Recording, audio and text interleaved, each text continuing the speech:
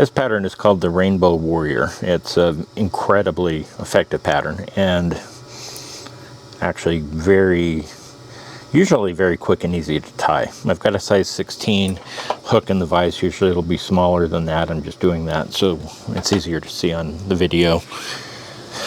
And I've got a 7/64 silver bead on the end. We're going to use the red thread because the body's going to be wrapped up with some transparent mylar pearl tinsel, and we want the red to show through that. We're going to start out though by putting a tail on this, and we're just going to use pheasant tail for the tail here. I'm going to grab about a dozen fibers here and hold them up perpendicular from the shaft of the feather, which will help keep those tips in alignment so that they're pretty even. I can then pinch those tips with my fingers and strip those right off of the stem. Kind of eyeball. So about a hook gap is what I want for length here on the tail. So I'm just going to take, as I normally do, I'm going to just take a couple of turns, and then I just let my thread hang, and that allows me to take a look at things, and I can shorten or lengthen, and that's looking fine to me. So I'm going to go ahead and take some wraps back down around the bend of the hook, just to the point where I want the abdomen to start. And that will also help me get some additional red thread wraps down. I don't want a beefy body by any means, but I do need that red to show through. So I know I'm going to be traveling back down here again to tie in the mylar, or the pearl. It's pearl and it's mylar, so both are right, I suppose. And we're going to leave that pheasant tail in place as we come up to behind the bead here, just to let that material serve as some additional bulk, so we have to take fewer thread wraps. And we'll go ahead and clip that right off there. A medium sized, it looks, something like that. Mylar is very slippery material, so it can be a bit of fun working with. I'm going to try to get that kind of right behind the eye, or behind the bead, not the eye. Get a couple of thread wraps in place. Start moving back, and then I'll just draw that material backwards until it's behind the bead here. And from there, I'm just going to travel back down to where I want the abdomen to start here.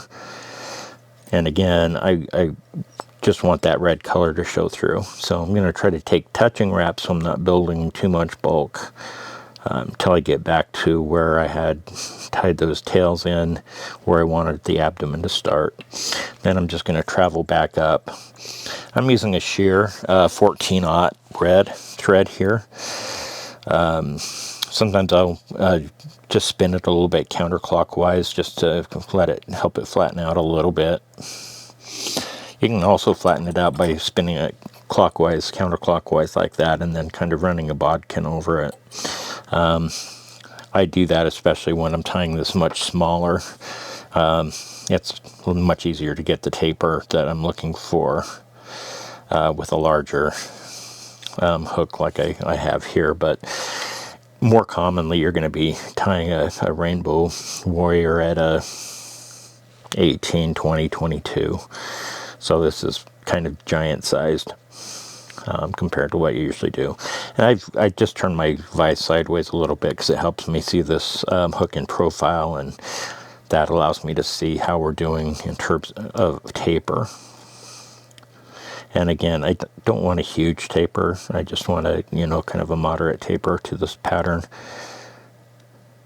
So I'm not going to go backwards and forward too many times. In fact, that's probably the last time I'm going to do it. And then we're left with that. I'll just go ahead and let my thread hang. I'm grabbing my mylar now, and we're going to start wrapping it up. I like my mylar to kind of do overlapping wraps just because it is slippery. And it's really easy to get the gaps in it. I don't think the fish really care if there's a gap in it, but As a tyer, you might. I do. Just because that's just who I am. It's what I do. I'm a little bit odd. Okay. This is what happens when you sit in the basement and you talk to yourself. So we've got that moving up. I've been pulling it pretty tight as I go, just because it is slippery. Now that I've got it up behind the bead, I'm going to take a couple of turns to lock that in place. And then I'm going to take some wraps backwards, and I'm going to want to try to keep that mylar now centered on the top of the hook, because we're going to use it for a little bit of a wing case. And for measurement here, you know, I've got kind of a scud hook here in the vise. And for the thorax, where I want that thorax to start is going to be right about at the hook point. And so if I just let my thread dangle like that, I'm able to get the length there for my abdomen. So keeping with our rainbow theme on a Rainbow Warrior, grab some Sow Scud dubbing in the tan rainbow. So I've got that rainbow dubbing. I'm just going to take some wraps here, trying to create a thorax that is a little bit pronounced, but is not just enormous.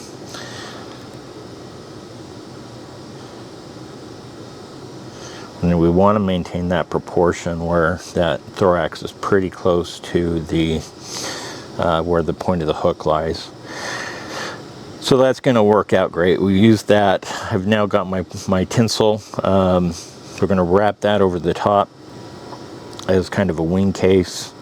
Really, it just is going to give us a little bit of extra pop and flash on this particular fly. And then I'm going to pull, after I've taken a couple of thread wraps over it, I'm going to pull it backwards and take some thread wraps here as well. And then I can come in and safely trim the balance of this out, knowing that it's pretty much locked in place. From there, this one is going to have a little bit of a hot spot color on it. So I'm going to go ahead and take some additional thread wraps here just to build up some additional red behind there before I do my whip finish. And knowing that I'm going to do a 5 or 6 turn whip finish, I'm going to just leave it there, grab my whip finisher.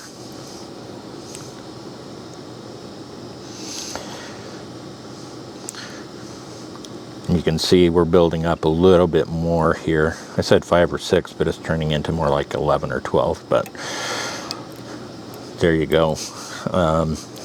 Got that done. I'm going to take the end of my whip finisher and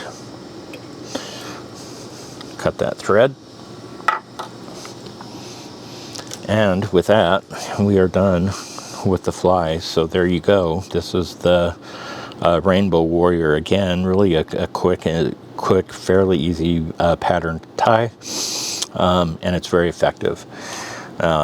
Like I mentioned earlier, tie it down. 18, 20, 22. That's the size that you're most commonly going to be using here. You'll want to tie them up in those various sizes and keep them in your box. So give it a shot.